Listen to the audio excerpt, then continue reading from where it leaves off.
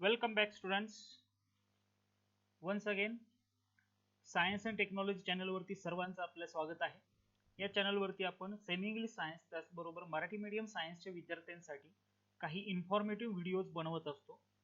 तर आपणा सर्वांना विनंती आहे की आपण आपल्या मित्रांमध्ये हा चॅनल शेअर करावा आणि त्यांना सबस्क्राईब करायला सांगावा की जेणेकरून त्यांना याचा फायदा घेता येईल. So class 10 science and technology part 1 topic second periodic classification of elements part 4.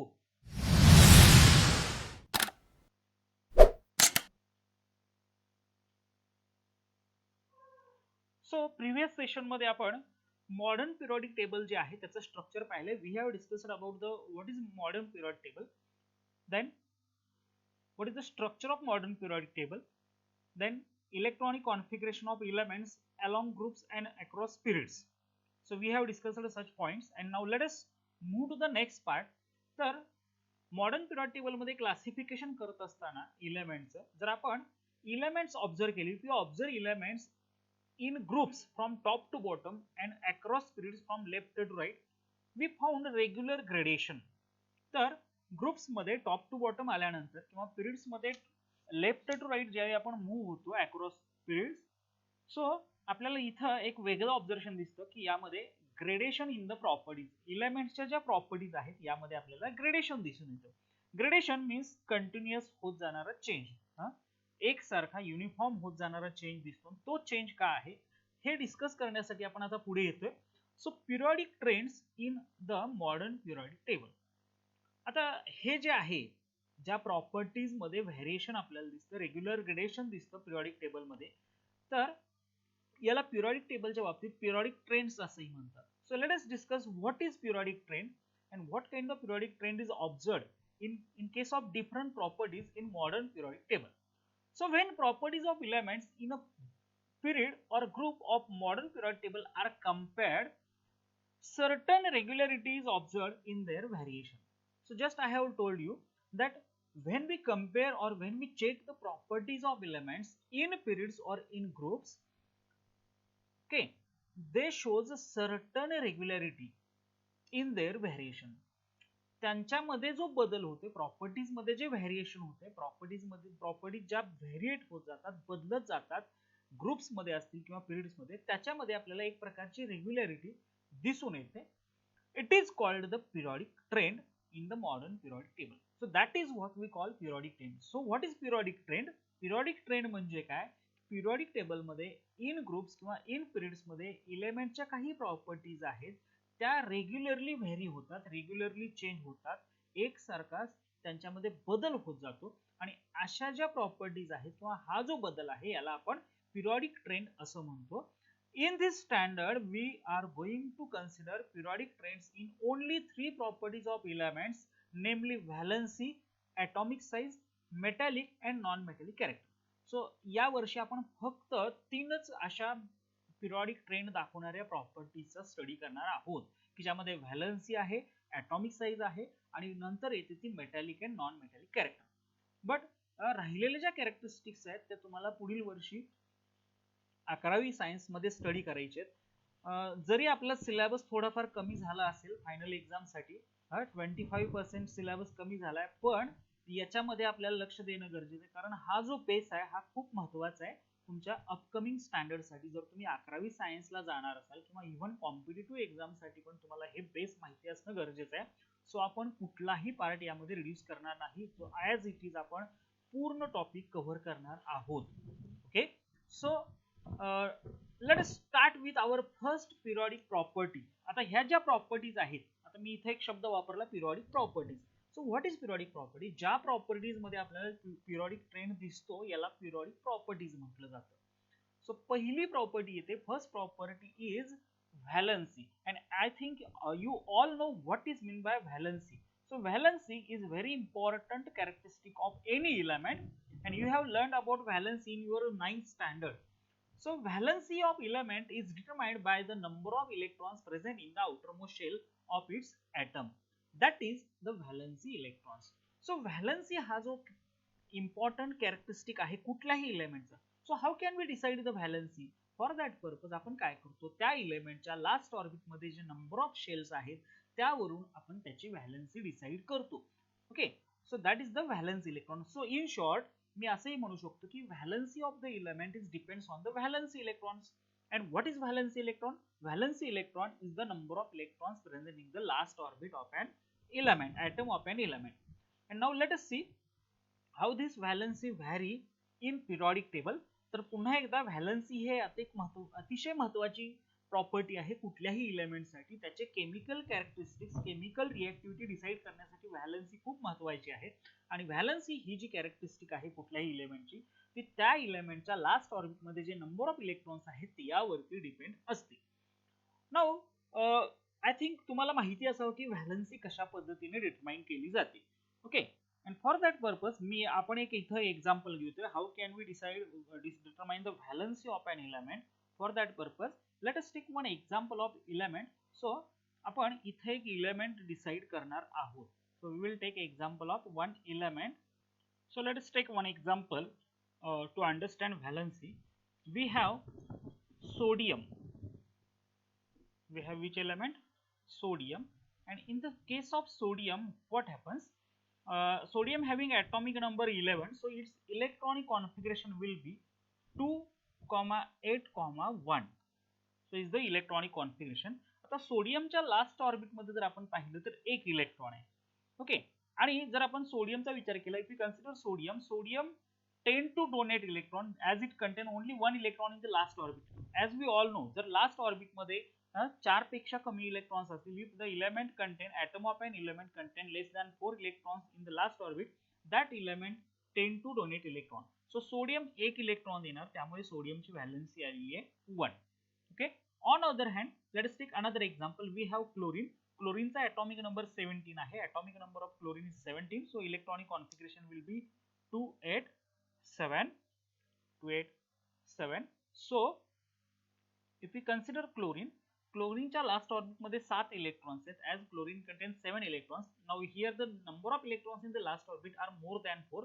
in that case तो इलेमेंट इलेक्ट्रॉन गेन करतो. तर क्लोरीनच्या लास्ट ऑर्बिट मध्ये 7 इलेक्ट्रॉन्स आहेत, ते 8 होण्यासाठी, ऑक्टेट पूर्ण होण्यासाठी तो एक इलेक्ट्रॉन घेणार, म्हणून क्लोरीनची पण व्हॅलन्सी 1 आलेली आहे. So the number of electrons in the last orbit in an atom of an element is very important. कुठल्याही एलिमेंटच्या लास्ट ऑर्बिट मध्ये जे नंबर ऑफ इलेक्ट्रॉन्स आहेत हे अतिशय महत्वाचे असतात, बिकॉज यावरून आपण त्या एलिमेंटची व्हॅलन्सी डिसाइड करतो. सो आता इथे आपण तेच पाहिलं की व्हॅलन्सी ही सगळ्यात इम्पॉर्टंट प्रॉपर्टी आहे कुठल्याही एलिमेंटसाठी, आणि ती डिपेंड असते व्हॅलन्सी इलेक्ट्रॉन वरती. Now here some questions are asked. what is the relationship between electronic configuration of an element and its valency? Just we have seen two examples. कुठल्याही एलिमेंटचं electronic configuration आणि त्याची valency याच्यामध्ये relation आहे ना. So what is the relation? So by we can decide valency of an element on the basis of its electronic configuration. So आपण काय करतो, last orbit मध्ये जे इलेक्ट्रॉन्स आहेत इलेक्ट्रॉनिक कॉन्फिगरेशन मध्ये, त्यावरून त्या एलिमेंटची व्हॅलन्सी डिसाइड करतो. आणि ती कशी करतो ते आपण आता जस्ट एक सिंपल रूल मध्ये पाहिलेला आहे. So that is about the relationship between electronic configuration and valency of an element. The atomic number of beryllium is 4 while that of oxygen is 8. Write down electronic configuration of two elements and deduce the valency from the same. So ह्या एलिमेंटच्या तुम्हाला valency determine करायची आहे. So you just write down electronic configuration, and by writing electronic configuration we can determine the valency. Only in case of beryllium I'm going to explain, because oxygen you can deduce the valency. ऑक्सिजनची valency तुम्ही determine करू शकाल. फक्त बेरिलियमच्या केसमध्ये मात्र खूप महत्त्वाचं असं आहे की बेरिलियमचा ॲटॉमिक नंबर 4 आहे. So it's electronic configuration will be 2,2. Okay, so beryllium ची केस जरा वेगळ्या प्रकारची आहे. सो आपण ते आता डिस्कस करूया. सो बेरिलियमच्या केसमध्ये, in case of beryllium Br, याचा ॲटॉमिक नंबर 4 आहे. सो याची व्हॅलन्सी जी आहे ती येते 2,2. आणि आता बेरिलियमच्या केसमध्ये इथं ऑक्टेट पूर्ण होण्याचा प्रश्नच येत नाही, तर इथं ड्युप्लेट पूर्ण होतं. सो इथं बेरिलियम काय करणार आहे, हे आपले 2 इलेक्ट्रॉन्स डोनेट करणार आहे. बेरिलियम टेंड टू डोनेट 2 इलेक्ट्रॉन्स, आणि मग इथं बेरिलियमच्या केसमध्ये ड्युप्लेट पूर्ण होतं, हे लक्षात घ्या. So from lithium then beryllium boron up to boron, ह्या ॲटॉमिक नंबर 5 असणाऱ्या इलेमेंट पर्यंत ह्या 3 इलेमेंट मध्ये ड्युप्लेट, हायड्रोजन हेलियम मध्ये ड्युप्लेट कंप्लीट आहेच. देन लिथियम, बेरिलियम, बोरॉन, ह्या 5 इलेमेंटचा जर विचार केला तर या 5 इलेमेंट मध्ये ऑक्टेट पूर्ण होण्याची शक्यता कमी आहे, as they contain they have only 2 orbits. मग इथं ड्युप्लेट पूर्ण होतं. हेलियमचं जे इलेक्ट्रॉनिक कॉन्फिगरेशन आहे ते अटेंड करण्याचा प्रयत्न करतात. Just like in this case beryllium जो आहे ज्याच्या लास्ट ऑर्बिट मध्ये 2 इलेक्ट्रॉन्स आहेत, तर बेरिलियम हा 6 इलेक्ट्रॉन घेऊ शकत नाही. It cannot take 6 electron. So rather than what it do, it will donate that last orbit 2 electrons. तो लास्ट ऑर्बिट मध्ये 2 इलेक्ट्रॉन देतो, मग त्याचं इलेक्ट्रॉनिक कॉन्फिगरेशन राहतं 2. 2 म्हणजे काय, फर्स्ट ऑर्बिट मध्ये 2 इलेक्ट्रॉन्स राहतात की जे स्टेबल आहे, which is nothing but equal to the electronic configuration of helium. So it becomes stable. सो हे आपल्याला इथं लक्षात घ्यायचं आहे. सो एक स्पेशल केस आपण इथं बेरिलियमची डिस्कस केलेली आहे.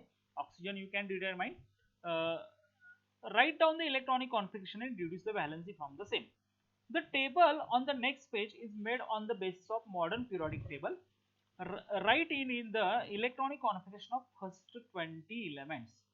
So एक टेबल तुम्हाला करायचं आहे. इथं त्याने दिलंय असं म्हणता येते the table.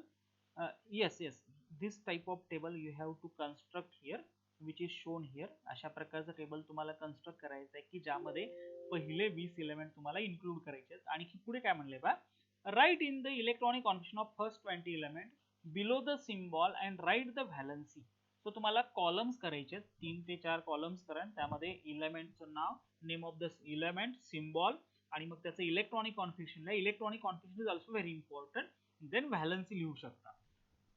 What is the periodic trend in the variation of valency while going from left to right with a period? Explain your answer with reference to second and third period. What is the periodic trend in the variation of valency on going down a group? Explain your answer with reference to the group 1, 2 and 18. Okay. So आपल्याला इथे period second आणि period third मध्ये valency मध्ये कशा पद्धतीने variation होत जातं हे पाहायचं आहे.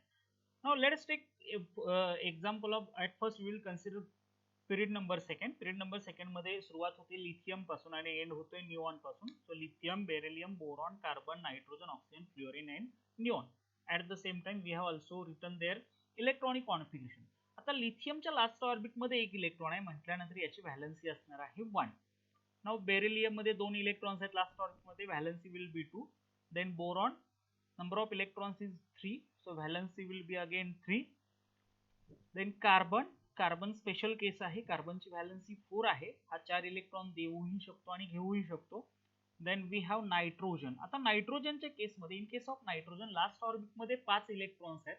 सो तो 5 इलेक्ट्रॉन न देता 3 इलेक्ट्रॉन घेणार आहे. So nitrogen tend to gain electron, so it will gain 3 electron. So valency of nitrogen will be 3. Then for oxygen valency will be 2 as it contains 6 electrons in the last orbit, so it will take 2 electrons from other element to complete its octet, so valency will be 2. And fluorine having valency 1 and neon having valency 0. So निऑनच्या केसमध्ये valency आपल्याला 0 दिसते. As usual it is a Nobel gas. तो Nobel gas आहे. Last orbit मध्ये 8 electrons आपल्याला दिसत आहेत electronic configuration मध्ये. So it's valency will B 0. So that is about period number second. Now let us move to the period number third. So we have sodium here. So sodium atomic number is 11, electronic configuration 281. आता सोडियमच्या last orbit मध्ये 1 electron आहे, त्यामुळे तो 1 electron देणार. So त्याची valency असेल 1. Then मॅग्नेशियमच्या केसमध्ये valency 2 असेल, contain 2 electrons, so it will donate 2 electrons. Aluminum contains 3 valence electrons, so valency will be 3. Silicon is also again special case, it can donate or gain 4 electrons. Phosphorus having 5 electrons in the last orbit, so it will gain 3 electrons. Phosphorusच्या केसमध्ये phosphorus हा 3 electron घेणार आहे octet complete करण्यासाठी. Then we have sulfur. Sulfur will take 2 electrons, so it will gain 2 electrons and valency of sulfur will be 2. While chlorine having only chlorine require 1 electron to complete its octet. You can see here it contains 7 electrons in the last orbit, so chlorine 1 electron घेणार, त्यामुळे त्याची valency असेल 1. आणि argon is again Nobel gas. Argon हा Nobel gas आहे, त्याच्या last orbit मध्ये 8 electrons आहेत. So it neither gain electron nor donate electron, so याची व्हॅलन्सी 0 राहते. So what is the periodic trend in the group as per this question, the question which is asked here. So आपण काय केलं, period number second आणि third मध्ये valency जी आहे त्या त्या इलेमेंटची मांडलेली आहे आणि आता आपण त्याचे व्हॅरिएशन बघणार आहोत. सो व्हॅरिएशन असं आहे, listen it carefully. So in period number second and third, as we move from left to right, what happens, valency increases from 1 to 4. Valency 1 to 4 पर्यंत आल्यानंतर इन्क्रीज होत जाते आणि नंतर पुन्हा ती डिक्रीज होत जाते 4 to 0. So that is the trend. So again इथं तुम्ही हा सेकंड पिरियड आहे. So we have this period is nothing but second period आणि याच्या खाली जो आहे तो थर्ड पिरियड आहे आणि थर्ड पिरियड मध्ये पण आपल्याला तशाच प्रकारचं ऑब्झर्वेशन दिसतंय.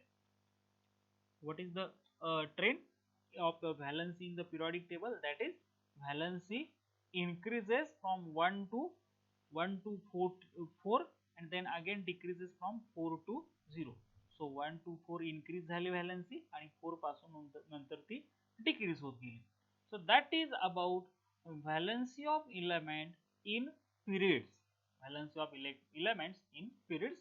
So again, in periods, as we move from left to right, valency increases from 1 to 4, that is it become maximum at 4 and then it again decreases from 4 to 0 and it can be observed in period second and in period third.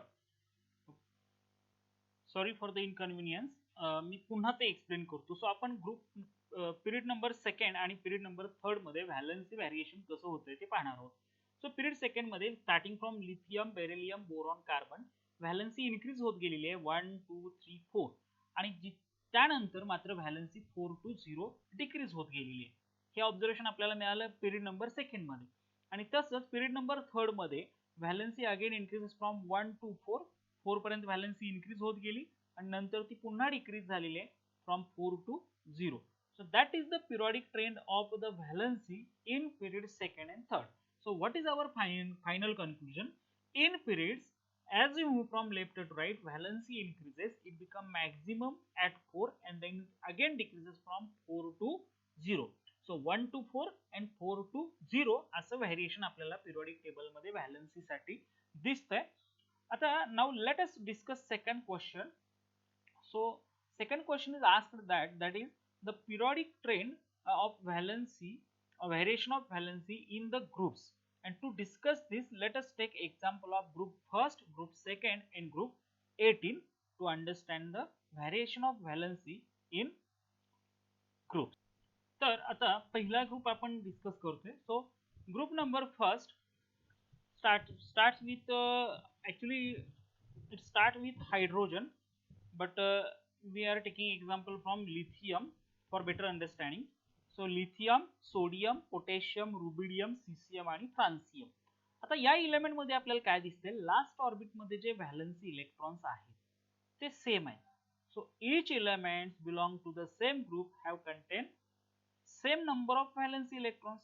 Even for group number 18, apart from helium, helium जर आपण सोडला तर बाकी सगळ्या element मध्ये number of electrons last orbit मध्ये आहेत 8.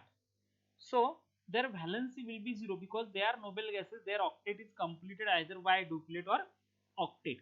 So इथं ऑक्टेट कंप्लीट झालेलं आहे त्यामुळे ह्या सर्व इलेमेंटची व्हॅलन्सी जी असेल ती असेल 0. पण आता इथं ग्रुप फर्स्ट मधले जे इलेमेंट्स आहेत याच्या लास्ट ऑर्बिट मध्ये प्रत्येकाच्या जर आपण पाहिलं तर you can see they contain 1 electron, so their valency will be 1. So they have valency 1. Okay, so we have if we compare their valency, they contain only 1 electron in the last orbit, so they donate that 1 electron, so their valency will be 1.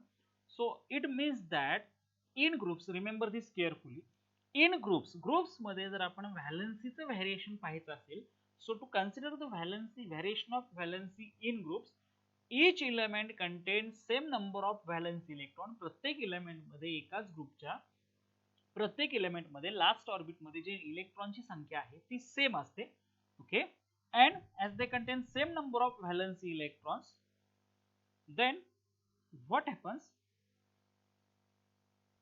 they have same valency too. So elements belonging to the same group have same valency as they contain same valency electrons. Now let us move forward.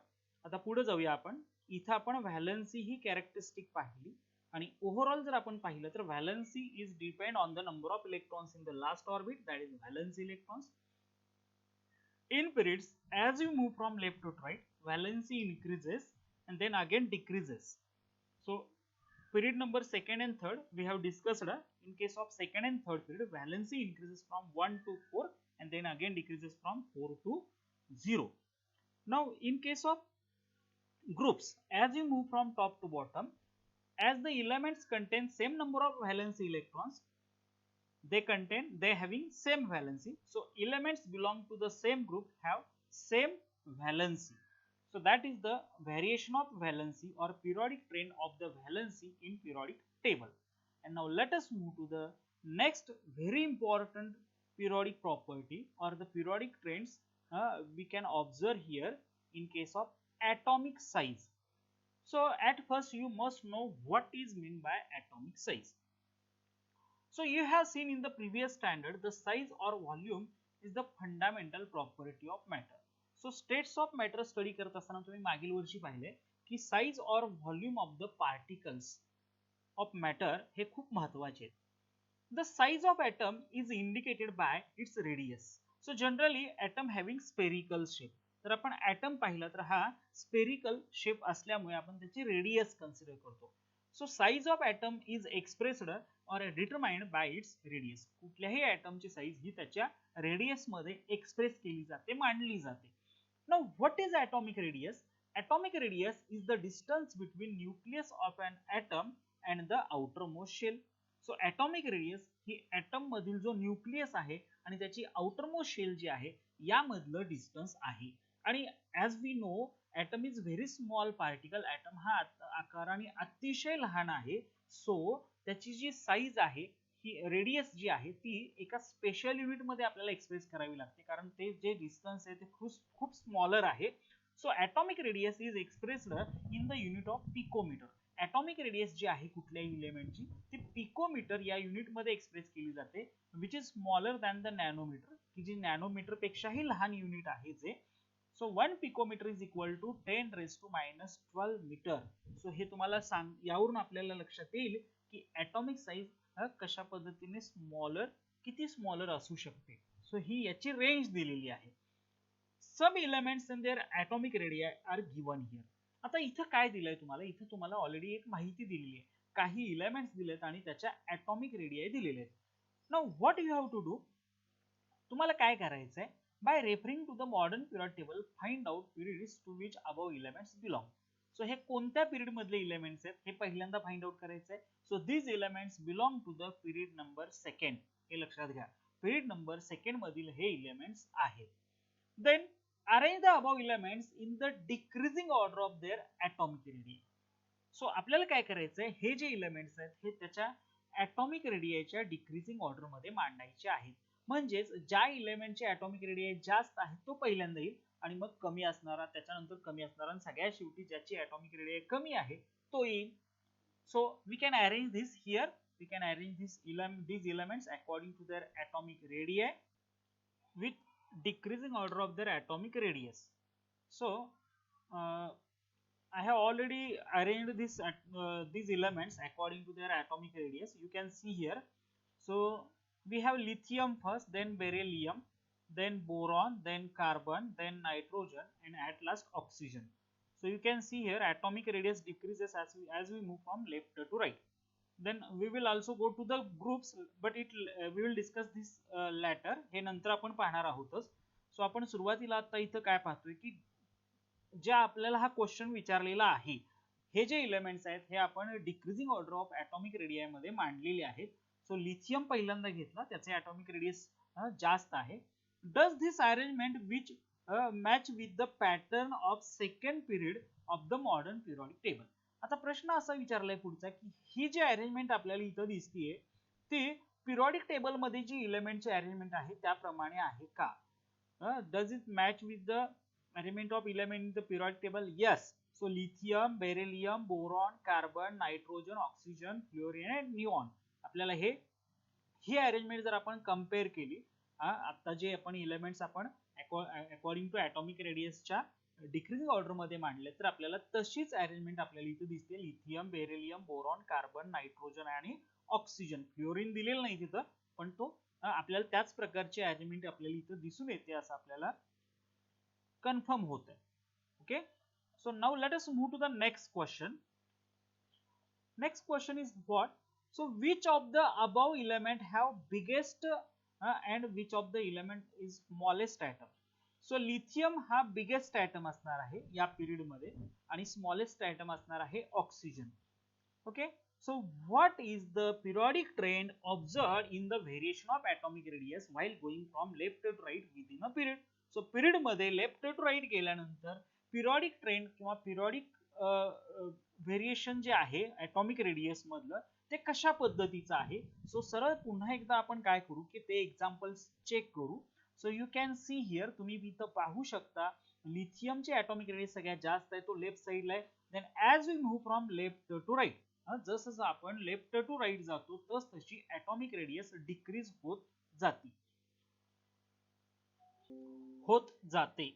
तर atomic radius ही left to right आल्यानंतर period मध्ये आपण atomic radius decrease होत जाताना आपल्याला दिसते.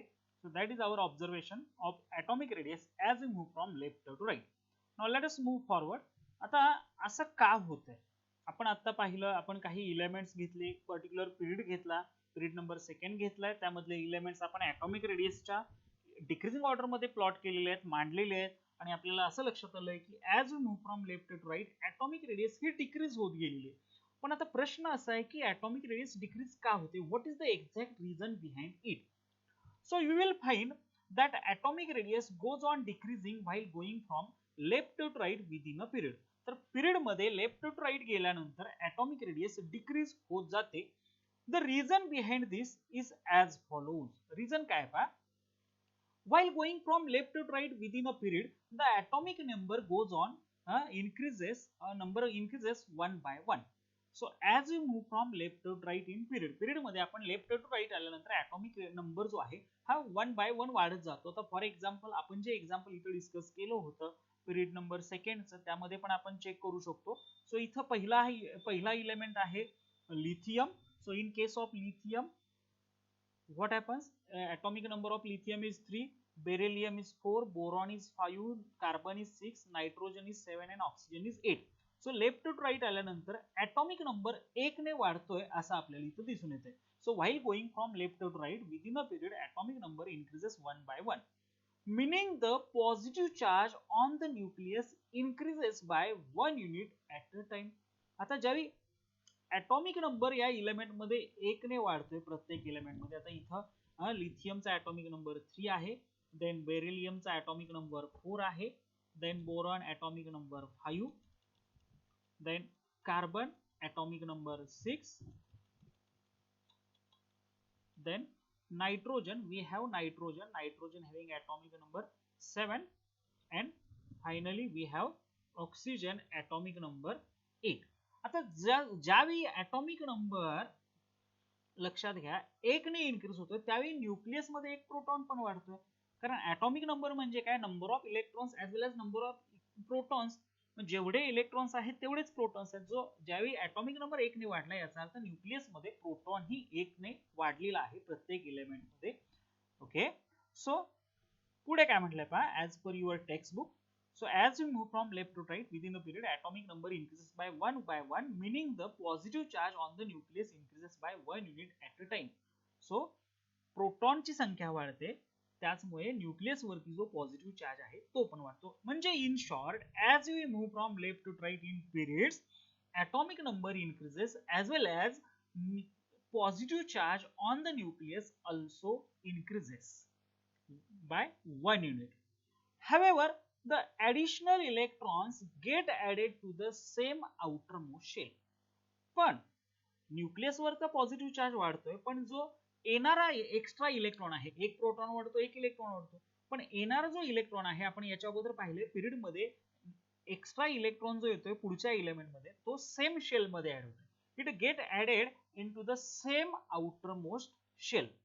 Due to the increased nuclear charge, electrons are pulled towards the nucleus to a greater extent and thereby size of atom decreases.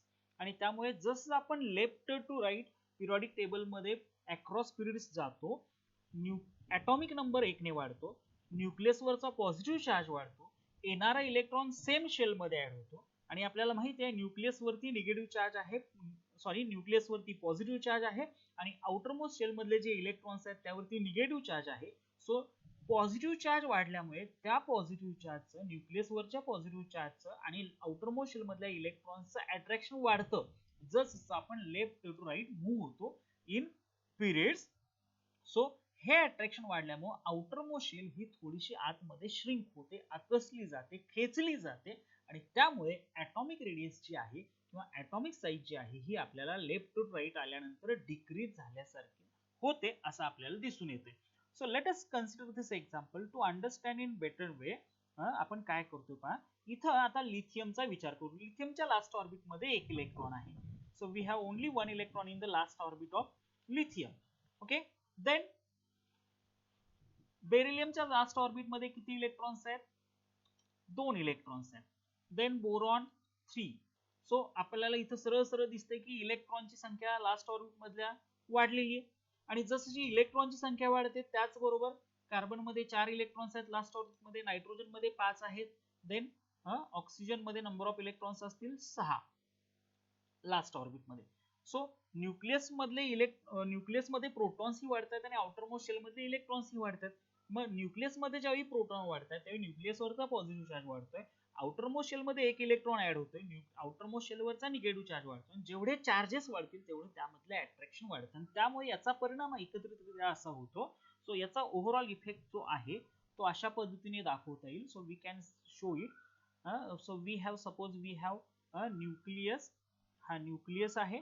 Nucleus मध्ये ज्यावेळी पॉझिटिव्ह चार्ज वाढतो आणि आउटरमोस्ट शेल मधले suppose this is your outermost shell, outermost shell मध्ये जो negative charge आहे तोही इथं जर वाढला, if the negative charge on the outermost shell increases, त्यावेळी न्यूक्लियस आणि आउटरमोस्ट शेल मध्ये जे अट्रॅक्शन आहे ते वाढणार आहे. So it will going to increase आणि मग हे अट्रॅक्शन वाढल्यामुळे आउटरमोस्ट शेल जी आहे ही स्ट्रॉंगली न्यूक्लियस कडे पुल होते, खेचली जाते. त्यामुळे ती आउटरमोस्ट शेल खेचली गेल्यामुळे म्हणजेच पुल केल्यामुळे न्यूक्लियस कडे काय होतं, ॲटॉमिक साईज डिक्रीज होते. हे कसं? From left to right. जसं आपण लेफ्ट टू राईट पिरियड मध्ये मूव्ह होतो तसं आपल्याला हे ऑब्झर्वेशन दिसून येतं. So that is about the atomic size in periods. So you can read it carefully, you can listen it carefully so that you can understand what it is. It is very basic, it is very simple. Positive charge on the nucleus increases, the number of electrons in the last orbit means same orbit increases. So so the nuclear charge increases. Nuclear charge म्हणजे काय की nucleus वरती जो positive charge आहे so हा positive charge वाढतो. Outermost shell मधले electrons जे आहेत यावरती मग याचे अट्रॅक्शन वाढतं आणि त्यामुळे आउटरमोस्ट शेल ही आतमध्ये श्रिंक होते, न्यूक्लियस कडे पुल होते, खेचली जाते. त्यामुळे as you move from left to right atomic size decrease होते. आता आणखी पुढचे एक्झाम्पल आता पाहणार आहोत. We have already arrange these elements, some elements and their atomic radii are given here. आता आपण जातोय ग्रुप्स कडे. हे आता आपण पिरियड्स मध्ये पाहिलं. So here we have 5 elements which are from group number first. तर काय म्हणले पहा, by referring to the periodic table find out the position the group to which this elements belong. तर हे जे एलिमेंट्स आहेत ते ग्रुप 1 मधले आहेत, they belongs to the group 1. Now yes, does this arrangement now what we have to do, arrange the above elements vertically downward in their increasing order of their atomic radii. तर आता आपण ते already केलेलं आहे. So we have lithium first. आता top to bottom आपण काय करतोय की हे एलिमेंट्स त्याच्या ॲटॉमिक रेडियसच्या इन्क्रीजिंग ऑर्डर मध्ये इथं मांडतोय. Okay, so lithium, sodium, potassium, rubidium, caesium. Increasing order म्हणजे as we move from top to bottom atomic radii increase व्हायला पाहिजे. And now if we compare, आता पुढचा क्वेश्चन काय विचारलाय पहा. Next question is asked, what is the question? The arrangement does this arrangement match with the pattern of the group 1 in the modern periodic table? Yes, modern periodic table मध्ये पहिला element hydrogen नंतर lithium, then sodium, potassium, rubidium, caesium top to bottom आल्यानंतर ही arrangement आपल्याला दिसते. Which of the above element have highest and smallest atom? आता यामध्ये highest atomic size कुठला आहे? तर तो आहे सीसियम. आणि स्मॉलेस्ट atomic साइज कुठली आहे? लिथियम. हे ग्रुप मध्ये, मगाच्या केस मध्ये पिरियड मध्ये लिथियम सगळ्यात जास्त होता, हे पिरियड मध्ये झालं होतं. पण आता ग्रुप मध्ये जर आपण टॉप टू बॉटम आलो तर atomic size top to bottom increase होताना दिसते. What is the periodic trend observed in the variation of atomic radii down a group? So group मध्ये आपल्याला कोणत्या प्रकारची ट्रेंड आढळते? So you can see here by observing this example, as you move from top to bottom in groups, atomic size increases. आता पण प्रश्न असा आहे की atomic size का वाढली? What is the exact reason of increase in atomic size? So for that purpose we have to consider the electronic configuration first for better understanding. So at first let us discuss with your textbook. You will find that while going down a group, atomic size goes on increasing. So आपण ते पाहिलंच, atomic size increase होते. This is because while going down a group, new shell is added. So as you move from top to bottom in groups, next element मध्ये नवीन shell add होते. Therefore the distance between nucleus and outermost electron and nucleus goes on increasing. आणि याचा परिणाम असा होतो की nucleus आणि outermost shell जी आहे किंवा outermost shell मधले जे इलेक्ट्रॉन्स आहेत यामधलं डिस्टन्स वाढतं. आणि ॲज अ रिझल्ट मग याचा परिणाम असा झाला की as a result of this atomic size increases in spite of increased nuclear charge. जरी टॉप टू बॉटम आल्यानंतर ग्रुप्स मध्ये न्यूक्लिअर चार्ज जरी वाढत असेल तरी ॲटॉमिक साइज वाढते. याचं कारण एक एक्स्ट्रा शेलच ऍड होते इथं. So let us consider this again. I have taken this electronic configuration. You can see here. आपण इथे इलेक्ट्रॉनिक कॉन्फिगरेशन पाहू शकता. तर लिथियम मध्ये नंबर ऑफ ऑर्बिट्स 2 आहेत, तर सोडियम मध्ये 3 आहेत, म्हणजे एक एक्स्ट्रा शेल आली. पोटॅशियम मध्ये 4 आहेत, रुबिडियम मध्ये 5 आहेत आणि सीसियम मध्ये 6 शेल्स आहेत. So as you move from top to bottom आल्यानंतर आपल्याला असं दिसतंय की ॲटॉमिक रेडियस वाढते. याचं कारण असं आहे की एक्स्ट्रा शेल नेक्स्ट एलिमेंट मध्ये ऍड झालेली आहे. So although as we move from top to bottom in groups, nuclear charge increases. nuclear charge जरी increase होत असेल तरी एक्स्ट्रा शेल पुढच्या एलिमेंट मध्ये ऍड झाल्यामुळे atomic size वाढलेली आपल्याला इथं दिसून येते. So that is about explanation regarding atomic size in periods and in groups. And now let us move to the next and last part from this unit, from this topic, that is metallic and non-metallic characteristics or characters. So let us discuss metallic and non-metallic characters in groups and in periods. Periodic table. So what is metal actually? तुम्ही याच्या अगोदर metals आणि non मेटल्सचा अभ्यास केलेला असालच. So metals are the elements. They show certain physical characteristics like they are solid, they are lustrous, they can conduct heat and electricity. On other hand, non-metals are they may be solid, liquid or gases. They are bad conductors of heat and electricity.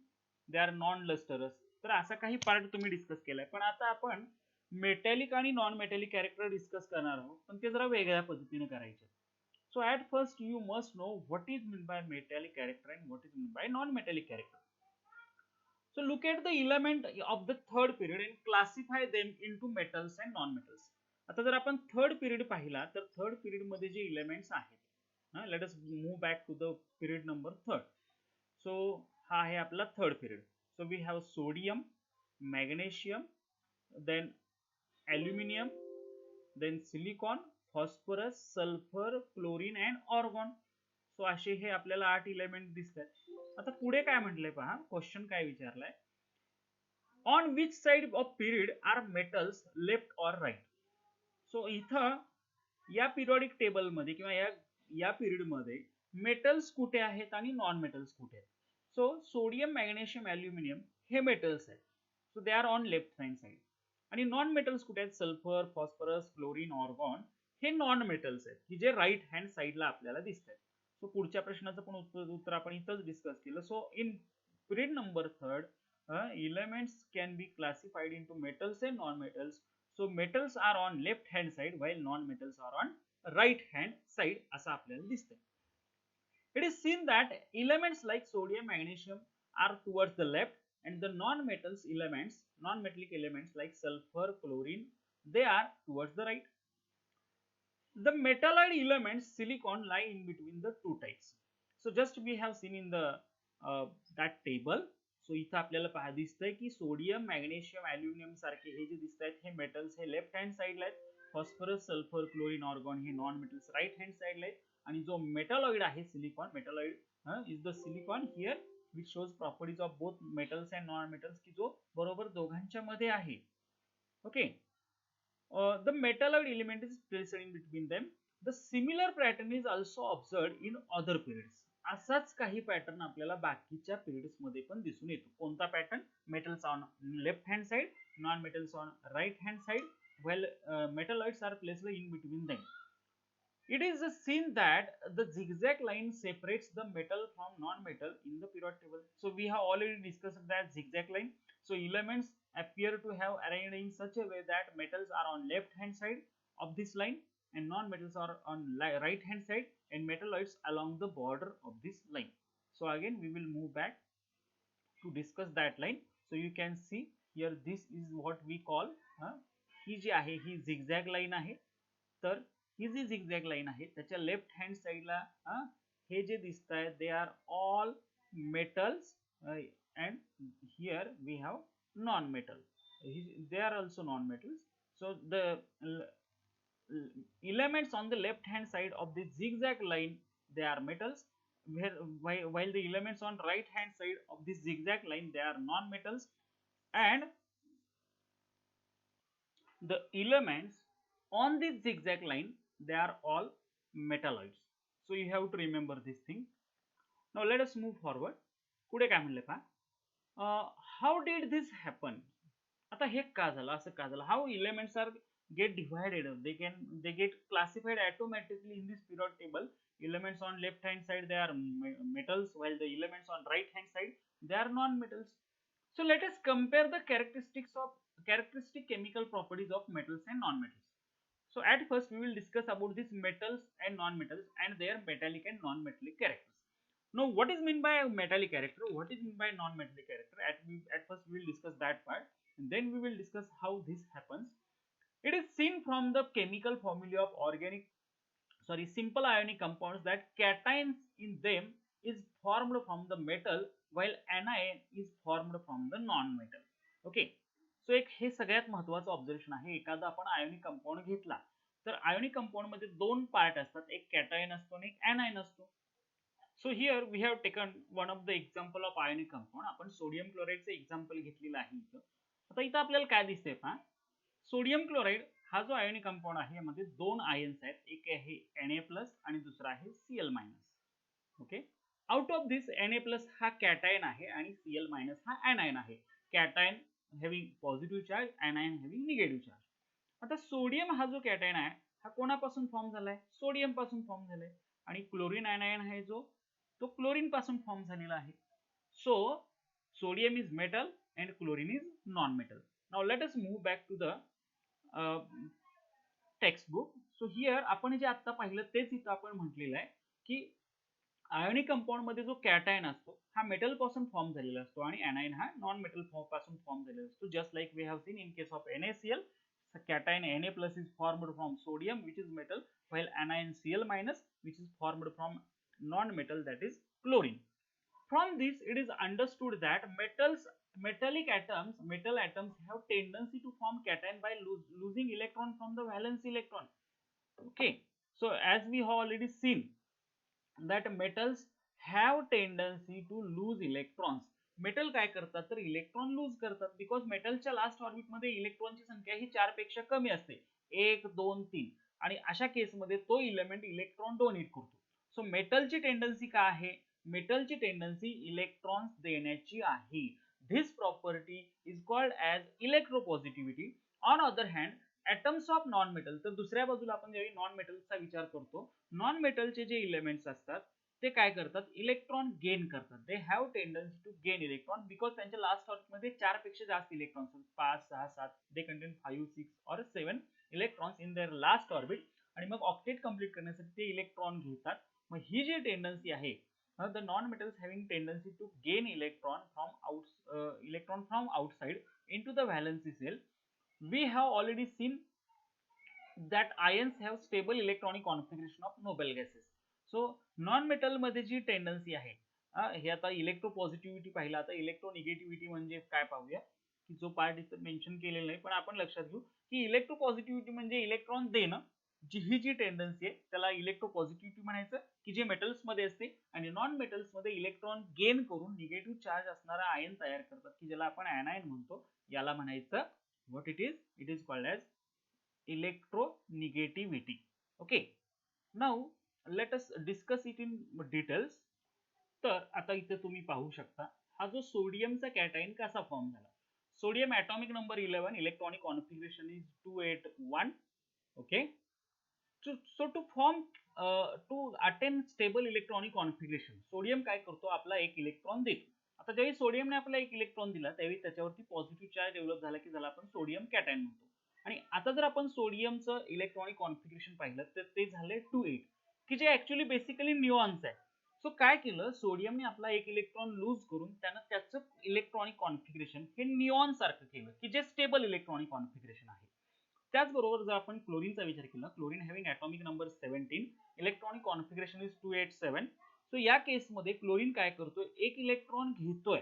So it take electron, chlorine electron देतो आणि sodium electron देतो आणि chlorine electron घेतो. So क्लोरीनने ज्यावेळी electron घेतला त्यावेळी त्याच्यावरती एक निगेटिव्ह चार्ज वाढला, सो Cl- आयन फॉर्म झाला, आणि हा येणारा इलेक्ट्रॉन लास्ट ऑर्बिट मध्ये ऍड झाला, आणि आता आपल्याकडे क्लोरीनचं इलेक्ट्रॉनिक कॉन्फिगरेशन आहे 288, की जे ऍक्च्युअली इलेक्ट्रॉनिक कॉन्फिगरेशन आहे ऑर्गॉनचं. सो इलेक्ट्रॉन गेन केल्यामुळे क्लोरीनचं इलेक्ट्रॉनिक कॉन्फिगरेशन हे ऑर्गॉनच्या इलेक्ट्रॉनिक कॉन्फिगरेशन एवढं झालंय, आणि त्यामुळे तो स्टेबल बनलाय. सो इन शॉर्ट, मेटल्स किंवा नॉन मेटल्स इलेक्ट्रॉन देतात आणि घेतात, आणि या प्रोसेसमध्ये त्यांचे इलेक्ट्रॉनिक कॉन्फिगरेशन हे स्टेबल होतं. स्टेबल होतं म्हणजे काय, ते त्यांच्या जवळपास जो नोबेल गॅस आहे, त्या इलेमेंटच्या जवळपास जो नोबेल गॅस आहे तेवढं त्याचं इलेक्ट्रॉनिक कॉन्फिगरेशन त्या इलेमेंटचं होऊन जातं, आणि ते स्टेबल होतात. So that is about what how elements lose or gain electron, and on that basis we can decide metallic and non-metallic characters. Okay, now on other hand, an atom of non-metal has a tendency to gain electron to form anion in its valence shell. So we have already discussed that. We have already seen that ions have stable electronic configuration of noble gas. So just we have seen जे ion form झालं त्याचं electronic configuration हे जवळपासच्या Nobel gas एवढं होतं. How is this ability to lose or accept electrons in valence shell is determined? मग इथे element electron देतायत घेतायत. Elements हे जे इलेक्ट्रॉन देतात किंवा घेतात हे व्हॅलन्सी शेल म्हणजे लास्ट ऑर्बिट मधले फक्त इलेक्ट्रॉनची देवाणघेवाण होती, हे आपल्याला पहिल्यांदा लक्षात घ्यायचंय. आणि मग ही जी ऍबिलिटी आहे, ability to lose or accept electron, ही कशा पद्धतीने आपण एक्सप्रेस करतो किंवा कशा पद्धतीने डिटरमाइन करतो ते आता आपण पाहणार आहोत. Okay, all electrons in any atom are held by attractive force exerted by them on them by positively charged nucleus. So as we all know, electrons, outermost electrons आणि nucleus मध्ये एक attraction असते because nucleus वरती positive charge आहे. Electrons in the inner shell lie between the valence shell and the nucleus. So this property is very important, listen it carefully. जे electrons inner shell मध्ये आहेत, valency shell आणि nucleus मध्ये, त्याच्यामध्ये ज्या shells आहेत त्याला आपण इनर शेल असं म्हणतो. ओके, सो इनर शेल आणि आउटरमोस्ट शेल म्हणजे व्हॅलन्स शेल मध्ये जे इलेक्ट्रॉन्स आहेत, दे lie between the valence shell and nucleus. Because of their presence, the effective nuclear charge exerting an attractive force of valence shell is somewhat less than the actual nuclear charge. Thus, the number of valence electrons in metal is small, that is 1, 2, 3. काय म्हटलं पहा, it is very important phenomenon. याला एक special नाव आहे, screening effect म्हणतात. इथं mention नाही केलेलं, you will study this screening effect in upcoming standard. So लक्षात घ्या, आउटर मोस्ट शेल मधले जे इलेक्ट्रॉन्स आहेत कुठल्याही इलेमेंटच्या ऍटमच्या, त्याला व्हॅलेन्सी सेल म्हणायचं. आणि न्यूक्लियस त्याच्यामध्ये ज्या राहिलेल्या ऑर्बिट्स आहेत त्याला इनर शेल्स असं म्हटलेलं आहे. सो काय म्हणलंय, because of the presence of electrons in the inner shell lie between the valency shell and the nucleus. So inner shell आणि व्हॅलेन्स सेल मध्ये जे इलेक्ट्रॉन्स आहेत त्या इनर शेल मधले इलेक्ट्रॉन्स असतात. And because of their presence, आणि हे जे इनर शेल मधले इलेक्ट्रॉन्स आहेत त्यामुळे काय होतं, the effective nuclear charge exerting an attractive force on the valence electrons is somewhat less than the actual nuclear charge. म्हणजेच व्हॅलेन्सी सेल मधले जे इलेक्ट्रॉन्स आहेत त्यांच्यावरती जी न्यूक्लियस कडून अट्रॅक्टिव्ह फोर्स केली जाते, एक्झर्ट केली जाते, ही थोडीशी कमी आहे. प्रत्यक्षात जेवढी न्यूक्लियस कडून अट्रॅक्ट केली जाणारी फोर्स आहेत त्याच्यापेक्षा त्या आउटरमोस्ट शेल मधले जे इलेक्ट्रॉन्स आहेत त्यांना एक्सपिरियन्स होणारी न्यूक्लिअर फोर्स ही थोडी कमी राहते. हे कशामुळे? It is only because of the inner shell electrons. Now let us again discuss this part because it is very important concept. Okay. तर आता इथं तुम्ही पाहू शकता हा न्यूक्लियस आहे आणि हे आउटर म्हणजे शेल्स आहेत. This is valency shell. It is called as valency shell. जी लास्ट ऑर्बिट आपण इथं इंडिकेट केलेली आहे ही असेल या ॲटम साठी व्हॅलेन्सी सेल. आणि ह्या ज्या आहेत ह्या मधल्या ह्या इनर शेल झाल्या. They our inner shells. आणि ही आउटरमोस्ट शेल जी आहे ती व्हॅलेन्सी शेल आपल्याला इथे लक्षात घेता येईल. तर काय म्हणले पहा, the electrons in the inner shell lie between the valency shell and the nucleus. आता हे जे मधले इलेक्ट्रॉन्स आहेत ह्या मधल्या दोन शेल मध्ये न्यूक्लियस आणि आउटरमोस्ट शेल म्हणजे व्हॅलेन्स सेल मधले जे दोन ऑर्बिट आहेत हे जे इलेक्ट्रॉन्स आहेत याला इनर शेल इलेक्ट्रॉन्स असं म्हटलं जातं. And now very important statement is, because of the presence of such inner electrons or inner shells, the effective nuclear charge exerting an attractive force on the valence electron is somewhat less than the actual nuclear charge. तर हे valency sale मधले जे electrons आहेत इथं एक आहे, इथं एक आहे किंवा इथं एक आहे, याच्यावरती जी न्यूक्लियस कडून जी फोर्स ऑफ अट्रॅक्शन काम करणार आहे ही थोडीफार कमी असेल as compared to the, sorry for the inconvenience. So इथं ही व्हॅलेन्सी सेल आहे. लास्ट ऑर्बिट जी आहे याला आपण व्हॅलेन्सी सेल असं म्हणूया आणि ते व्हॅलेन्सी सेलच आहे. हे मध्ये ज्या दोन ऑर्बिट दिसत आहेत त्या आहेत inner shells. They are called as inner shells. Okay. Now as per our discussion from the textbook, so presence of such inner shell electrons, what happens, the effective nuclear charge exerting an attractive force on the valence electrons is somewhat less than the actual nuclear charge. तर हा जो nucleus कडून attractive force काम करणार आहे या case मध्ये, so effective nuclear force acting on the outer electrons is somewhat less. आता न्यूक्लियस कडून जी प्रत्यक्षात फोर्स एक्झर्ट केली जाणार आहे आणि ह्या इलेक्ट्रॉनला जी एक्सपिरियन्स होणार आहे फोर्स यामध्ये थोडीफार आपल्याला काय दिसते, ही एक्झर्ट होणारी फोर्स ही समवॉट लेस असते. It is only because the presence of this inner shell electrons. तर हे इनर शेल इलेक्ट्रॉन्स काय करतात, ही फोर्स कमी करतात. म्हणजे इथून न्यूक्लियस टू आउटरमोस्ट शेल पर्यंत येईपर्यंत त्या फोर्सचा इफेक्ट थोडाफार कमी होतो. कशामुळे? The presence of this what inner shell electrons. आणि याला स्क्रीनिंग इफेक्ट किंवा शिल्डिंग इफेक्ट असं म्हटलं जातं. हे फक्त माहितीसाठी लक्षात ठेवायचंय. Okay. Now let us go back to the textbook again. Thus the number of valence electrons in the metal is small. म्हणून लक्षात घ्या, मेटल मध्ये लास्ट ऑर्बिट मध्ये जी इलेक्ट्रॉनची संख्या असते ही कमी असते, 1 to 3 असते. Also the effective nuclear charge exerting attractive force on the valence electron is small. At the same time metal मध्ये जे व्हॅलेन्सी सेल वरती इलेक्ट्रॉन्स आहेत त्यावरती अट्रॅक्ट होणारी जी न्यूक्लिअर फोर्स आहे किंवा न्यूक्लियस कडून जे अट्रॅक्शन व्हॅलेन्सी सेल मध्ये असणाऱ्या इलेक्ट्रॉन वरती होतं हे कमी असतं. आणि याचा दोन्हींचा कंबाइनिंग इफेक्ट काय होतो, as a combined effect of these two factors, metal have tendency to lose electron to form cations and to attain stable electronic configuration. So जरा हे आपण रिवाइज करू पहिल्यापासून थोडंफार. ओके. सो आपण आता जस्ट पाहिलं की काय, की हे जे आउटरमोस्ट शेल इलेक्ट्रॉन्स आहेत आणि हा जो न्यूक्लियस आहे याच्याकडून जे अट्रॅक्शन या न्यूक्लियस आउटरमोस्ट शेल वरती अट्रॅक्शन होतं हे थोडंफार कमी होतं. कशामुळे? Presence of inner shell electrons. Okay. आणि ही जी कंडिशन आहे, आता मेटलच्या बाबतीत जर आपण पाहिले, इन केस ऑफ मेटलमध्ये हे न्यूक्लियस कडून जे होणारे अट्रॅक्शन आहे हे बऱ्यापैकी कमी असतं, त्यामुळे लास्ट ऑर्बिटमध्ये मेटल्सच्या हे कमी इलेक्ट्रॉन्स असतात. So that is why metals have less number of electrons in the last orbit because of this smaller attraction. आणि हे स्मॉलर अट्रॅक्शन असल्यामुळे हे आउटर मोस्ट शेल मधले इलेक्ट्रॉन हे इझिली दिले जाऊ शकतात ना, as these electrons are that not that much attracted towards the nucleus. That is why these electrons can be donated or lose easily. So हे outermost shell मधले electrons हे या पद्धतीने लूज होत आहेत. So this tendency of an element is called as electropositivity is the metallic character of element आणि यालाच आपण metallic character म्हणतो. So let us conclude this. So आपण इथे काय पाहिलं, in case of metal मध्ये किंवा कुठल्याही एलिमेंट मध्ये लास्ट ऑर्बिट मध्ये जे इलेक्ट्रॉन्स आहेत आणि न्यूक्लियस याच्यामध्ये अट्रॅक्शन असतं, हे तरी आपल्याला माहित झालं. बिकॉज लास्ट ऑर्बिट मध्ये इलेक्ट्रॉन जे आहेत त्याला आपण व्हॅलेन्स सेल इलेक्ट्रॉन्स म्हणतो. So they are negatively charge. आणि न्यूक्लियस मध्ये जे प्रोटॉन्स आहेत ते पॉझिटिव्ह चार्ज आहेत. सो न्यूक्लियस आणि आउटरमोस्ट शेल मधले जे इलेक्ट्रॉन्स आहेत याच्यामध्ये जे अट्रॅक्शन आहे हे महत्वाचे. So this attraction between the nucleus and outermost electron is very important.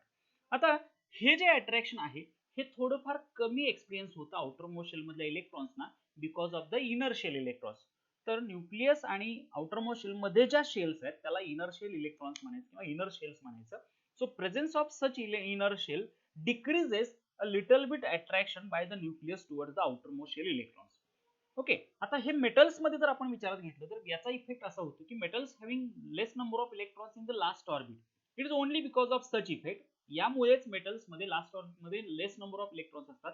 आणि आणखी एक महत्वाचा मुद्दा असा आहे, this attraction, that is effective nuclear charge exerting attractive force on the valence electron is smaller.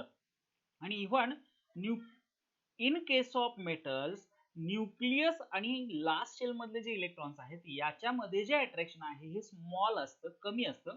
आणि त्यामुळे ते इलेक्ट्रॉन्स हे न्यूक्लियसशी लूजली बॉन्डेड असतात. म्हणजे न्यूक्लियसचा त्या इलेक्ट्रॉन वरती अट्रॅक्टिव्ह फोर्स किंवा त्यांना पुल करण्याची टेंडन्सी थोडी कमी असल्यामुळे ते इलेक्ट्रॉन थोडेसे लूज राहतात आणि त्यामुळे ते इलेक्ट्रॉन इझिली डोनेट केली जाऊ शकतात.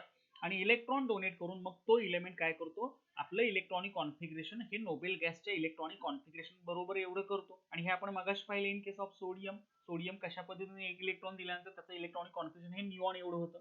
आणि ही जी टेंडन्सी आहे मेटल्सची याला म्हणायचं electropositivity or metallic character. So what is electropositivity? It is the tendency to lose electron and form positively charged ion, or it is also called as metallic character of that element. यालाच आपण metallic character असंही म्हणतो. आणि जर आपण हे periodic table मध्ये याचा ट्रेंड आपण पाहणार आहोतच. हे झालं मेटॅलिक कॅरेक्टर्सच्या बाबतीत. आणि आता आपण जाणार आहोत नॉन मेटॅलिक कॅरेक्टर ऍज वेल ऍज इलेक्ट्रोनिगेटिव्हिटी कडे. बट बिफोर दॅट इथे एक टेबल जे आपल्याला पिरियोडिक टेबल दिलेले आहे. सो इथं यू कॅन सी हिअर हे जे ब्ल्यू कलर मध्ये दाखवलेले आहेत ते सगळे मेटल्स आहेत. देन जे इथं ग्रे कलर मध्ये दाखवलेले आहेत ते सगळे नॉन मेटल्स आहेत आणि मेटलॉइड्स हे झिगझॅग लाईन वरती आहेत. सो आता हा ट्रेंड जो आहे मेटॅलिक आणि नॉन मेटॅलिक कॅरेक्टरचा हा आपण पाहणार आहोतच. बट बिफोर दॅट आता आपल्याला नॉन मेटॅलिक कॅरेक्टर आणि हा ट्रेंड कसा चेंज होतो हे पण आपल्याला पाहणं गरजेचं आहे. The periodic trend in the metallic character of the element is clearly understood from the position of their position in the periodic table. So just we have seen that आपण याच्या अगोदर पाहिलंय मेटल्स हे मेटल्स हे left hand साइडला आहेत आणि non metals हे राईट हँड साइडला आहेत. So let us first consider metallic character of the elements belonging to the same group.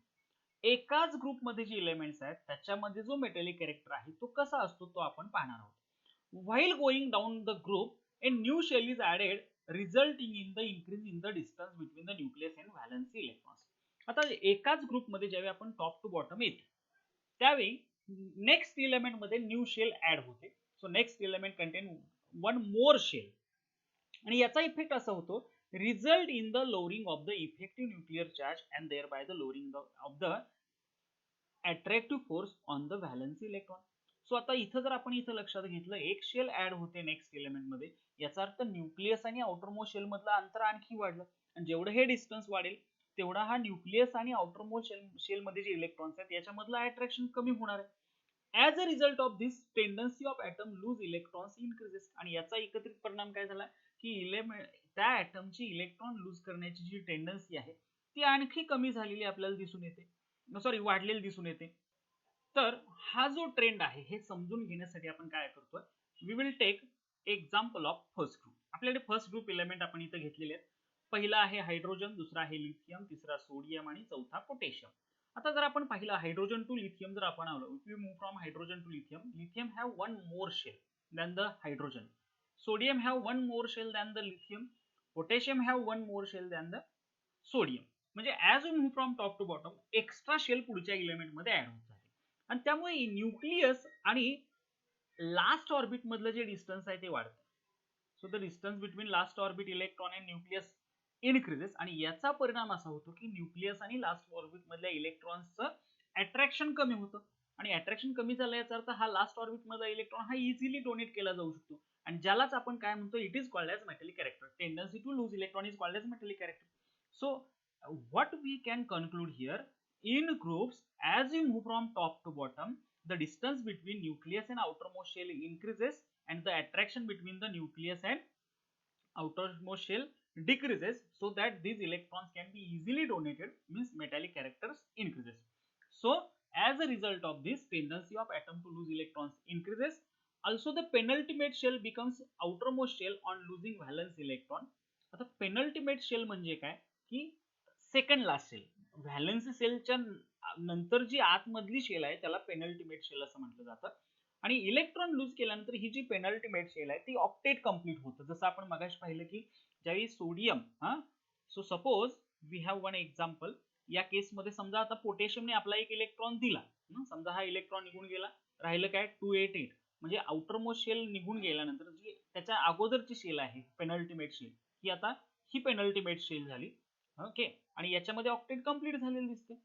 So penultimate shell now becomes the outermost shell after losing electron.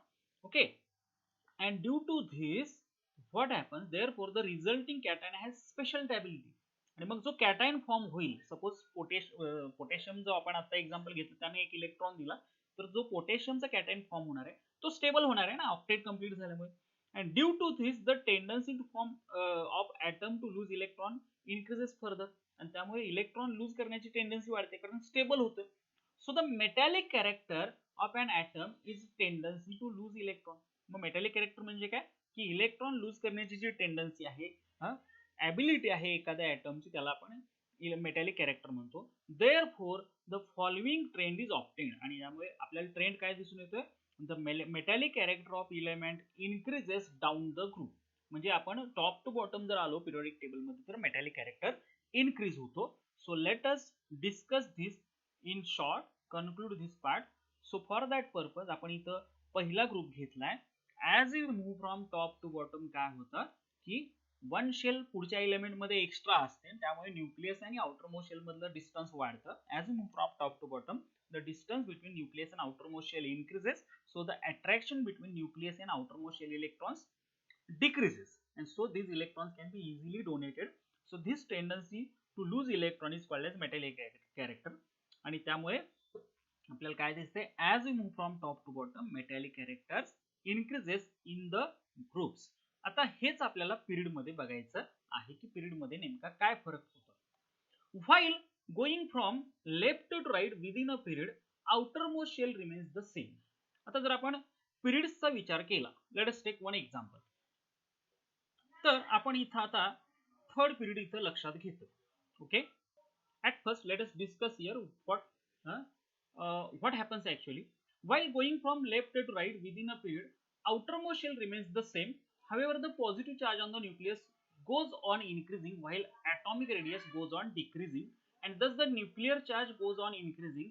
As a result, tendency of atom to lose electrons decreases within a period from left to right. काय म्हटलंय पहा, listen it carefully, and at the same time we will take example of a period number third. So we have period number third, the containing elements from sodium, magnesium, aluminum, silicon, phosphorus, sulfur, chlorine and argon. So as we move from left to right along period, outermost shell remains the same. outermost shell तीच राहते. जसं आपण left to right येतो त्यावेळी outermost shell पाहिजे third प्रत्येक element मध्ये outermost shell ही थर्डच राहिली, म्हणजे येणारा इलेक्ट्रॉन हा थर्ड शेल मध्ये ऍड होतो. However, the positive charge on the nucleus goes on increasing while atomic radius goes decreasing. तर आपल्याला माहिती आहे पिरियड मध्ये as you move from left to right atomic radius decrease होते, पण न्यूक्लियस वरचा पॉझिटिव्ह चार्ज म्हणजेच न्यूक्लिअर चार्ज मात्र वाढत राहतो. आणि हे आपण ऑलरेडी डिस्कस केलं ऍटॉमिक रेडियस मध्ये. Okay, now as a result of this, tendency of atom to lose valence electrons decreases while within a period from left to right. आणि याचा एकत्रित परिणाम असा झालाय की आपण पिरियड मध्ये लेफ्ट टू राईट आल्यानंतर ऍटॉमिक साईज डिक्रीज होते. तर हा एकत्रित इफेक्ट कशात आहे बघा, ऍटॉमिक साईज डिक्रीज होते, decrease in the atomic size, increase in the nuclear charge. So outer most shell मधले इलेक्ट्रॉन्स आणि न्यूक्लियस मधलं अट्रॅक्शन वाढतं. इथं ग्रुप मध्ये टॉप टू बॉटम गेल्यानंतर न्यूक्लियस आणि आउटर मोस्ट शेल मधलं अट्रॅक्शन कमी होतं, पण पिरियड मध्ये ते इन्क्रीज होतं कारण येणारा इलेक्ट्रॉन हा सेम शेल मध्ये ऍड होतो. इथं शेल वाढत नाही, शेल नंबर तोच राहतोय. Okay, so the attraction between nucleus and outer most shell electron increases. So what happens, the distance between nucleus and outermost shell electron decreases. This attraction by nucleus on the outer electron is increases. So these electrons cannot be lost easily. त्यामुळे हे electron जे आहेत outer most shell मधले electron, जसं आपण left to right आल्यानंतर ह्याच्यामधलं आणि nucleus मधलं अट्रॅक्शन वाढल्यामुळे ते इलेक्ट्रॉन इझिली दिले जाऊ शकत नाही. हे आपल्याला इथं लक्षात घ्यायचं आहे. So that is the trend. So as a result मग याचा परिणाम असा झाला की tendency of atom to lose electrons valence electrons decreases within a period. म्हणजे पिरियड मध्ये आपण लेफ्ट टू राईट आल्यानंतर एखाद्या ॲटमची इलेक्ट्रॉन डोनेट करण्याची, इलेक्ट्रॉन लूज करण्याची जी टेंडन्सी आहे ती डिक्रीज झालेली दिसते. The two factors namely increase in nuclear charge and decrease in atomic radius while going from left to right in period. म्हणजे इथं दोन फॅक्टर दिसतात. As you move from left to right nuclear charge वाढतोय, म्हणजे nucleus वरती positive charge जो आहे तो वाढतोय कारण नंबर ऑफ प्रोटॉन्स वाढतात. आणि दुसरा इफेक्ट काय आहे, डिक्रीज इन ॲटॉमिक रेडियस. आपण पाहिलं पिरियडिक टेबल मध्ये as you move from left to right in period atomic radius decrease होते. So both of this effect are responsible for increase in the nuclear charge, okay, are responsible for increase in the nuclear charge. Therefore the valence electrons are held with greater and greater attractive force. मग या दोन्हींचा effect असा झाला की nucleus आणि outer most shell मधले जे electrons आहेत याच्यावरती जी फोर्स काम करणार आहे न्यूक्लियसची ती स्ट्रॉंग असणार आहे. It will be greater and greater attractive force and this is what we call electronegativity of atom. म्हणून तो ॲटम इझिली इलेक्ट्रॉन लूज करत नाही, तर रादर दॅन तो दुसऱ्याचे इलेक्ट्रॉन गेन करू शकतो. हे अट्रॅक्शन एवढं स्ट्रॉंग आहे. Due to increase in electronegativity from left to right in period, ability of atom to become anion by accepting outside electron goes on increasing. So as you move from left to right जर आपण पाहिलं तर metallic character decrease होतात आणि non metallic character वाढतायत. म्हणजेच काय होतंय, you can C in this period number third आपण लेफ्टला सगळे मेटल्स आहेत, सोडियम, मॅग्नेशियम, ॲल्युमिनियम, पण जसं आपण राईट साईडला येतो हे सगळे नॉन मेटल होत आहेत. कारण इथं या केसमध्ये या इलेमेंटमध्ये राईट हँड साईडचे जे इलेमेंट्स आहेत याच्यामध्ये इलेक्ट्रॉन गेन करण्याची टेंडन्सी वाढलेली आहे कारण न्यूक्लियस आणि आउटर मोस्ट शेल मधलं इलेक्ट्रॉन्सचं अट्रॅक्शन वाढलेलं आहे. सो हा एकत्रित म्हणजेच कंबायनिंग इफेक्ट आपल्याला दिसून येतो. That is what we call electronegativity. यालाच आपण इलेक्ट्रोनिगेटिव्हिटी म्हणतो. So the tendency of element to form anion or the electronegativity is the non-metallic character of element. आणि यालाच आपण नॉन मेटॅलिक कॅरेक्टर असं म्हणतो. So this is the tendency of element to gain electron and form anion.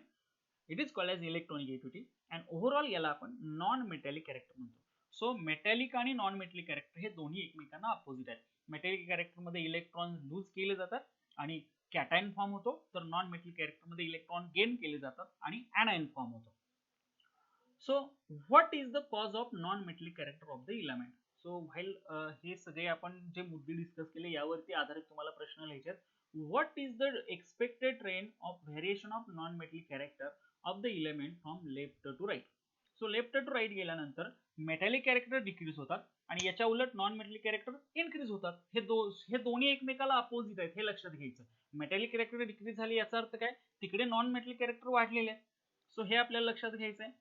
Okay, now what would be the expected trend of variation of non-metallic character of the elements down the group. So आता पुन्हा एकदा आपण याच्या अगोदर पाहिले in groups as move from top to bottom metallic character increase होतात, याचा अर्थ नॉन मेटॅलिक कॅरेक्टर डिक्रीज होतात आणि हा ट्रेंड आपल्याला पुढे जाऊन दिसून येणार आहे. आणि त्यासाठीच आपण एक एक्झाम्पल इथे डिस्कस करणार आहोत. सो आपण जे इथं शिकलेलो आहे what we have discussed here हे सगळे इथं समराइज केलेले आहेत while going downward in any group, the electropositivity of element goes on increasing while their electronegativity decreases. आता केअरफुली लक्षात घ्या, मेटॅलिक कॅरेक्टर्स म्हणजेच इलेक्ट्रोपॉझिटिव्हिटी आणि नॉन मेटॅलिक कॅरेक्टर्स म्हणजेच इलेक्ट्रोनिगेटिव्हिटी. आता इलेक्ट्रोपॉझिटिव्हिटी म्हणजे काय? Tendency to lose electron to form cation. Electronegativity म्हणजे काय? Tendency to gain electron to form anion. सो हे दोन्ही एकमेकाला समांतर आहे, एकसारखं धरून आपण जायचंय. While going from the left to right in any period, electronegativity of element increases. आता इलेक्ट्रोनिगेटिव्हिटी वाढते म्हणजेच काय? मेटॅलिक कॅरेक्टर वाढतात, while electropositivity decreases. Larger the electropositivity or electronegativity, higher is the reactivity. आणि ही इलेक्ट्रोपॉझिटिव्हिटी किंवा इलेक्ट्रोनिगेटिव्हिटी ही खूप महत्वाची आहे to decide the chemical reactivity of any element. कोणत्याही एलिमेंटची केमिकल रिएक्टिव्हिटी ही इलेक्ट्रोपॉझिटिव्हिटी किंवा इलेक्ट्रोनिगेटिव्हिटी वरती डिपेंड असते. आणि जेवढी ही जास्त, larger is the value of electropositivity और electronegativity, higher is the reactivity of the element. Now gradation in the halogen family. आता हे आपण इथं कन्फर्म करणार आहोत की नेमकं काय होतं. The group 17 contains members, it is the member of halogen family. All of them have general formula X2. X2 हा जनरल फॉर्म्युला दिलाय. म्हणजे आता फ्लोरीन असेल तर F2, क्लोरीन असेल तर Cl2, ब्रोमीन असेल तर Br2 आणि आयोडीन असेल तर I2. Now let us discuss a gradation. आता याच्यामध्ये जो फिजिकल स्टेट मध्ये जे ग्रेडेशन आहे ते पाहूया. So fluorine and chlorine are gases. पहिले जे दोन मेंबर्स आहेत टॉप टू बॉटम गेल्यानंतर हॅलोजनच्या सिरीज मध्ये पहिले दोन आहेत ते गॅसेस आहेत. ब्रोमीन इज लिक्विड, मध्ये आहे तो ब्रोमीन लिक्विड आहे आणि बॉटमला जो आयोडीन आहे तो सॉलिड आहे. आता हे असं का सांगितलंय? कारण हे जे ग्रेडेशन आहे, जसं आपण टॉप टू बॉटम गेलं की पिरियडिक टेबल मध्ये ग्रुप मध्ये टॉप टू बॉटम गेलं की मेटॅलिक कॅरेक्टर इन्क्रीज होतात आणि नॉन मेटॅलिक कॅरेक्टर डिक्रीज होतात. आता या केस मध्ये फ्लोरीन आणि क्लोरीन हे काय दाखवलेले आहेत? They are gases, means they are gaseous state. Gases generally non metals हे गॅसेस असतात आणि म्हणून पहिले जे दोन एलिमेंट्स आहेत या ग्रुपमध्ये हे गॅसेस आहेत, ते नॉन मेटॅलिक कॅरेक्टर इंडिकेट करतात. आणि जसं आपण टॉप टू बॉटम येतोय तसं आपण आयोडीन कडे आलं की तो सॉलिड आहे आणि जनरली सॉलिड असणं ही मेटलची कॅरेक्टरिस्टिक आहे. जरी आयोडीन हा मेटल नसला तरी आपल्याला इथं फक्त समजण्यासाठी हे लक्षात घ्यायचं आहे की आयोडीन हा सॉलिड आहे, म्हणजे तो जवळपास मेटॅलिक कॅरेक्टर दाखवतोय. Okay, so as we move from top to bottom, metallic characters increases while non metal character decreases and vice versa. आणि याच्या उलट बॉटम टॉप गेलं की किंवा नॉन मेटॅलिक कॅरेक्टर डिक्रीज होतात आणि मेटॅलिक कॅरेक्टर वाढतात. हे आपल्याला इथे लक्षात घ्यायचं आहे. Now collect the information in mail it. So inert gases आणि यूज ऑफ व्हेरियस इलेमेंट. तर वेगवेगळे इनर्ट गॅसेस किंवा यूज ऑफ व्हेरियस इलेमेंट्स तुम्हाला डिस्कस इथं करायचे आहेत आणि तुम्हाला तो मेल करायचा, तुमच्या शिक्षकांना करू शकता.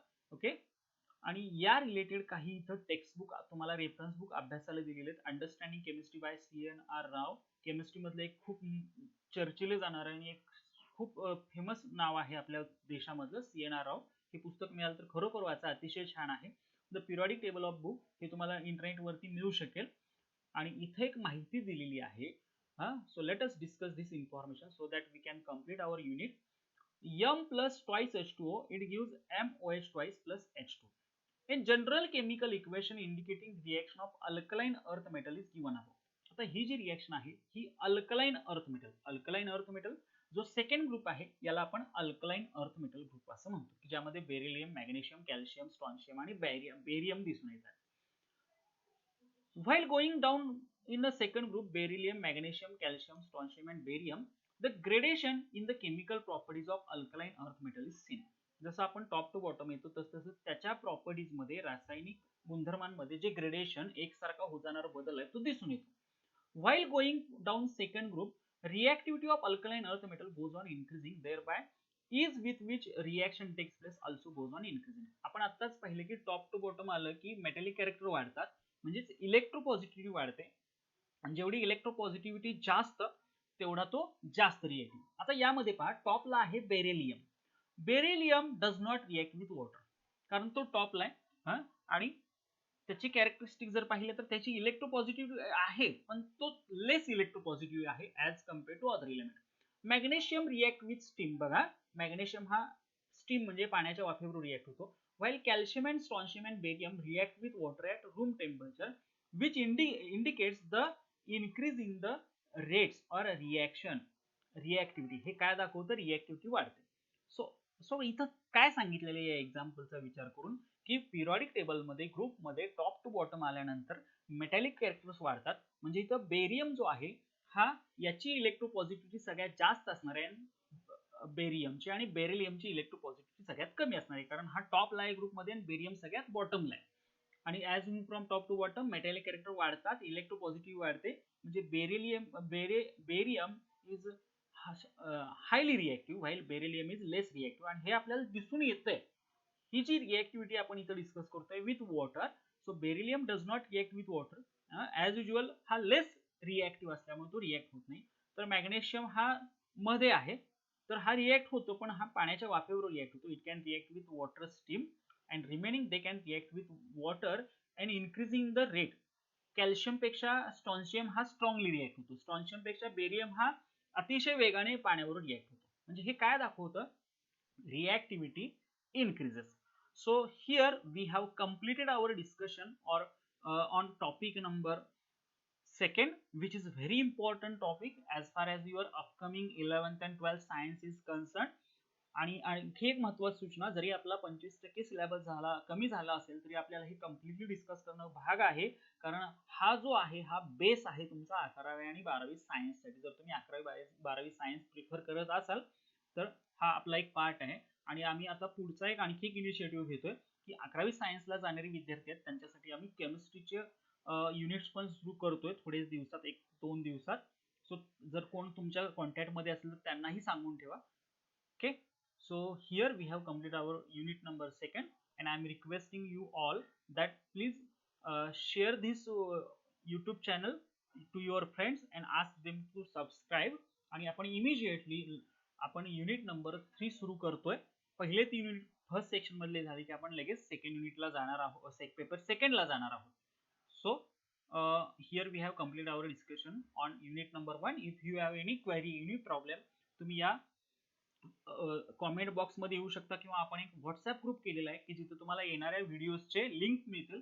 तुम्ही तुमचे तिथे क्वेश्चन्स मला डायरेक्टली विचारू शकता, तर मी त्याला उत्तर देण्याचा प्रयत्न करेन, किंवा उत्तर दिली जातील तिथं. प्रयत्न इन द सेन्स मी उत्तर देणार आहे जर काही तुमच्या शंका असतील तर, किंवा तुम्ही डायरेक्टली मला कॉन्टॅक्टही करू शकता, सो दॅट तुमचे जे स्टडी आहे त्यामध्ये कुठलीही अडचण येणार नाही.